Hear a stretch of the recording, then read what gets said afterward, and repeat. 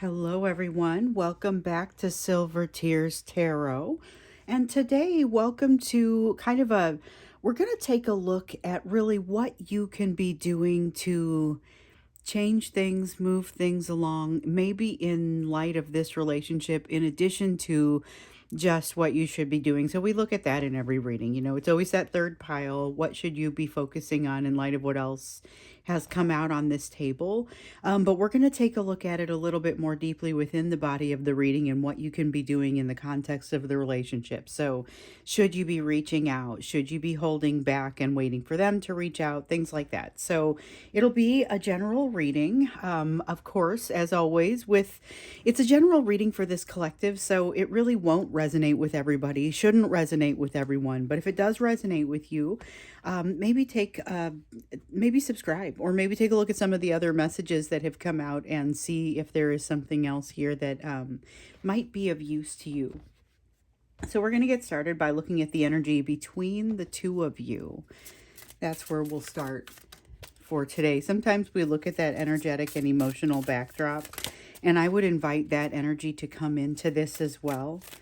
But it's about the energy between the two of you. What is really passing and happening between the two of you right now? So we've got a 10 of Wands. Realization that there is a load. There's a bit of a feeling of a burden of the energy between the two of you, but not necessarily not ownership of that burden. So this is that you guys are constantly being told, and it looks like you're listening. You're constantly being told when something comes toward you, when you have a decision to make, you have a decision point where you have to decide, is this something that I need to put on my list of things that I'm responsible for? Is this part of the load that I carry? Sometimes it means so much to you that the answer is yes. Other times you recognize that the amount of influence or control you have over it is low enough that no matter how much you care about it, the answer ultimately has to be no. This is really the key to letting go of attachments and associations, assumptions about outcomes, expectations around outcomes, which ultimately end up limiting you. We also have the Strength card coming out. So there's that familiar sense of, honestly, of familiarity, of having gotten in on the ground floor. We see that in these readings, which is why I was saying familiar. But it is truly a sense of familiarity, and there is a sense of communication. So Knight of Cups, bringing communication. This is emotional communication. It is not necessarily the apology that it should be. And I'm not saying this is another situation where it's a botched communication, because remember, we were seeing a ton of that. Maybe that's what this is, but I'm not immediately seeing it. At this point, mostly what I'm seeing is that there is communication going on here. Nice, strong energy between the two of you, still trying to determine what should sit on that plate of responsibility and in that pile, and really what should not. So what was this? We got the Six of Cups. A lot of a really nostalgic kind of energy between you at this time. And then we've also got the Page of Swords with that feeling of kind of a willingness to move forward, but almost an implication that that you're already moving forward. With this Page of Swords, it does have the energy of motion. With the Six of Cups here, it's a feeling of, I called it nostalgia energy, but it adds to that getting in on the ground floor kind of feeling. So I'm going to put it with the Strength card because it feels like it matches here, but it does have that, again, that feeling of familiarity, that feeling of, even if the two of you didn't spend a ton of time together, like if you were together for a couple of months, it still feels like a bit of forever, and there's a definite strong sense around that. So we have the Page of Swords, again, feeling like this energy of motion, something that's already kind of already happening. And yeah, Three of Wands. Three of Wands is a situation where you've already set something into motion and you're waiting for the fruits to manifest. So this is very much energy of something that has already started or that has already kicked off. So if you have heard from this person, that probably seems evident. If you have not heard from them, just know that the ship has left the shore and you're now waiting for it to come in. Although you're not necessarily being told to spend a bunch of time waiting for it.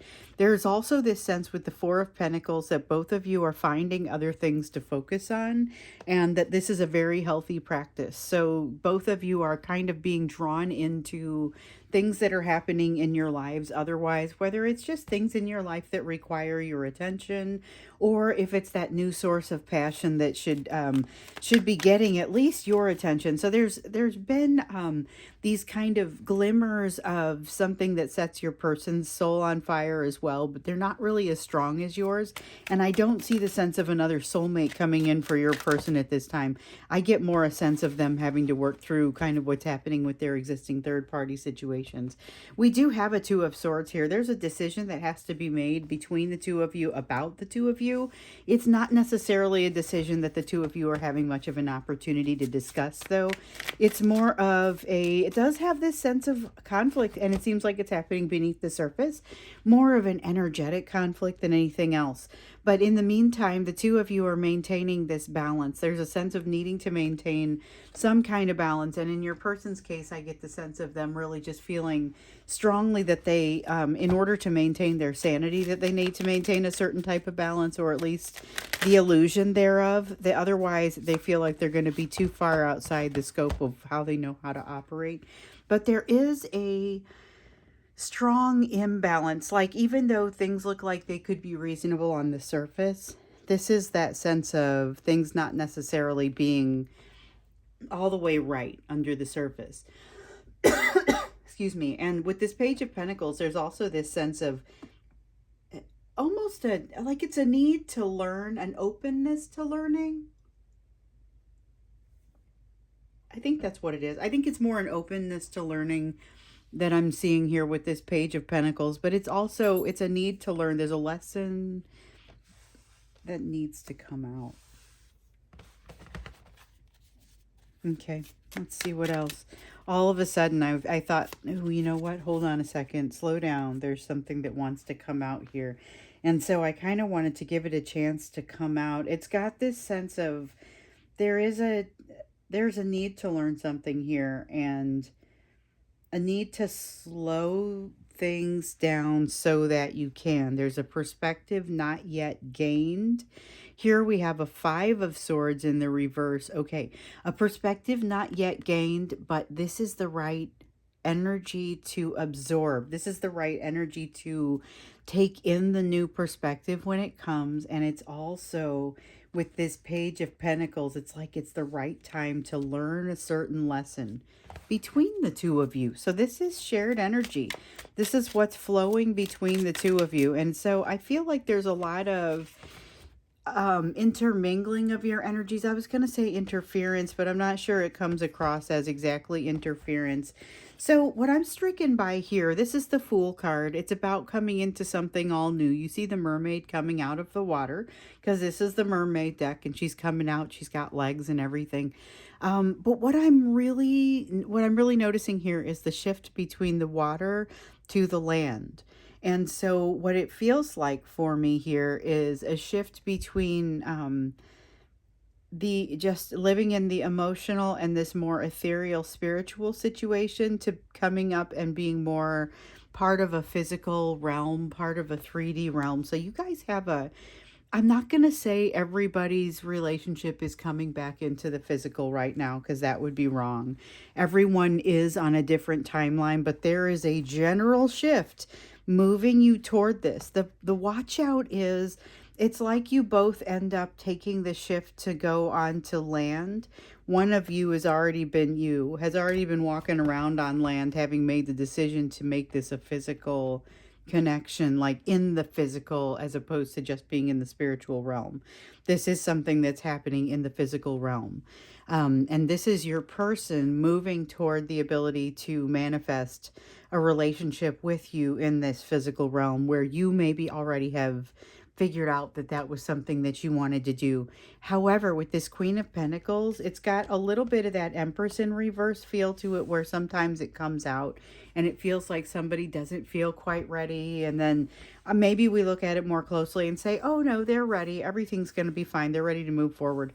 This is the element that says there's a sense of not readiness that has to do with it's really about self-worth, and it's on both sides. So both of you have some work to do on the self-worth, in the area of self-worth, before this relationship can successfully come into the physical, but not necessarily before you initiate that. So if they're already having conversations that have you deciding to spend at least a little bit of time together, it's not the end of the world. Just recognize there are still some shifts and lessons that are going to need to happen.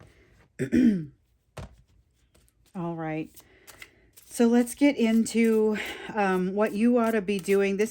We're asking for this to be advice heavy, with plenty of let us know what's going on. So understand what it is that you'd be jumping into. So if the advice is, hey, reach out, then what exactly is the nature of that? Like, more than just reach out, but also what should you be saying and what else do you need to know?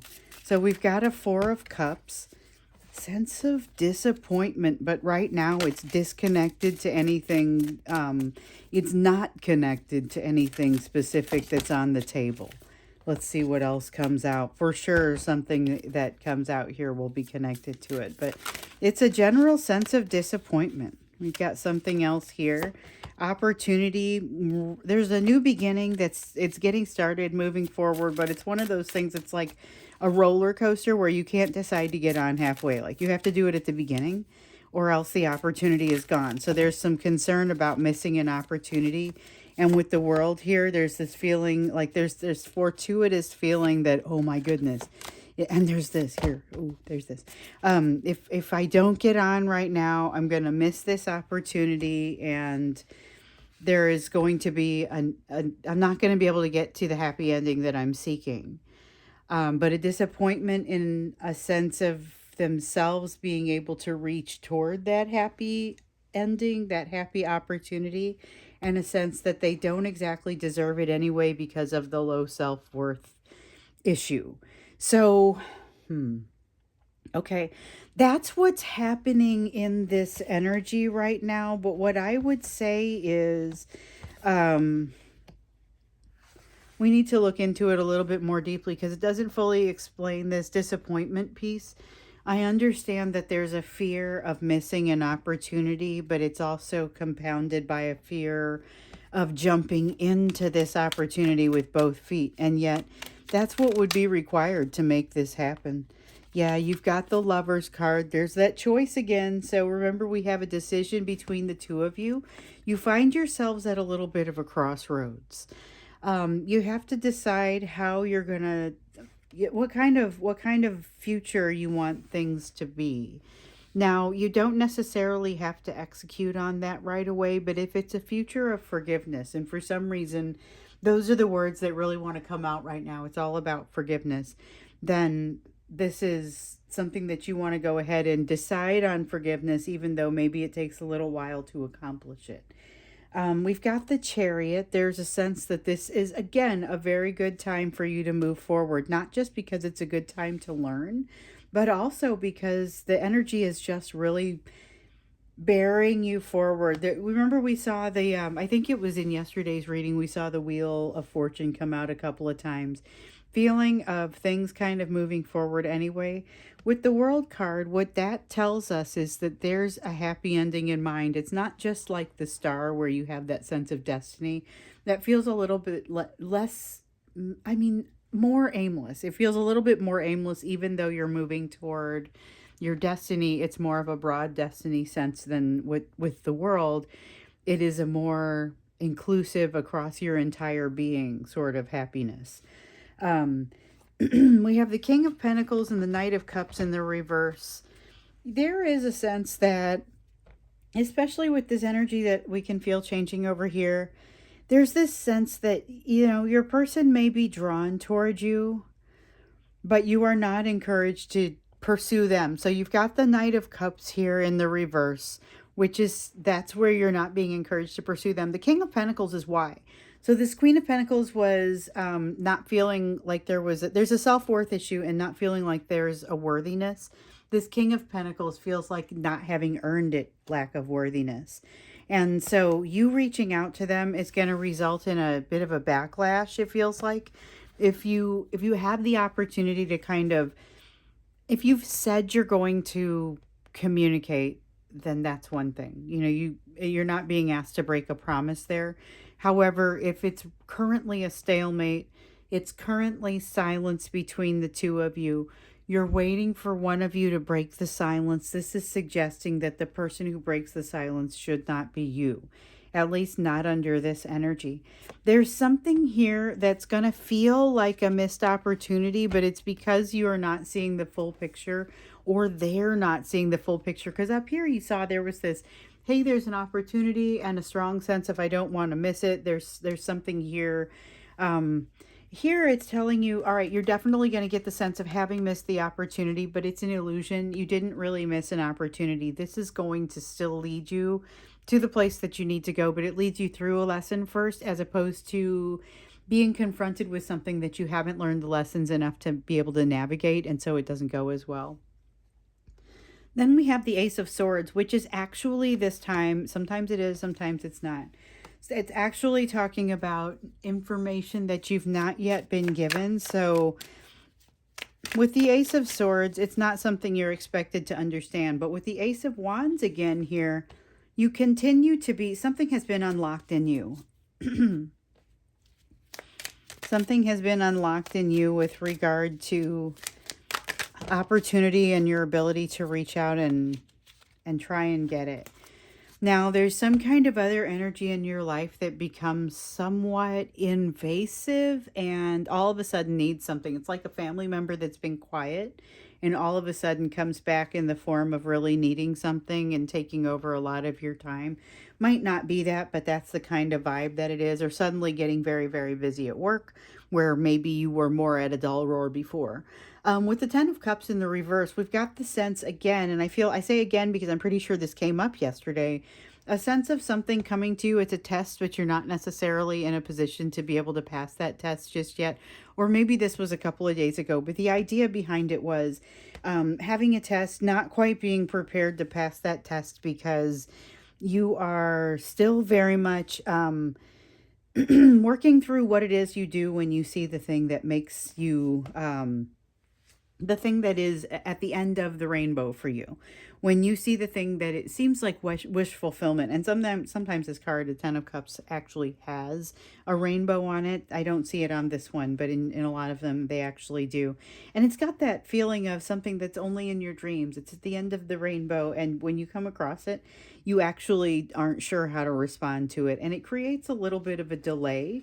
So one of the things that we're seeing here is the main thing that I'm seeing is not to advance forward in this energy. You've got the energy of a person wanting to come toward you. You're not being told to rebuff them or push them away under any of this. However, you are, and we'll see what comes out over here with what you need to focus on. But at this point, this is where we were really asking for the advice, and we'll ask for some more advice when we get into the extended. But right now, it's a tale of people not quite feeling like they really deserve things right now. You may have a person coming toward you. There's a skittish sort of energy to it. There's a definite skittish sort of energy that comes along with this Ace of Wands and this Sun in reverse.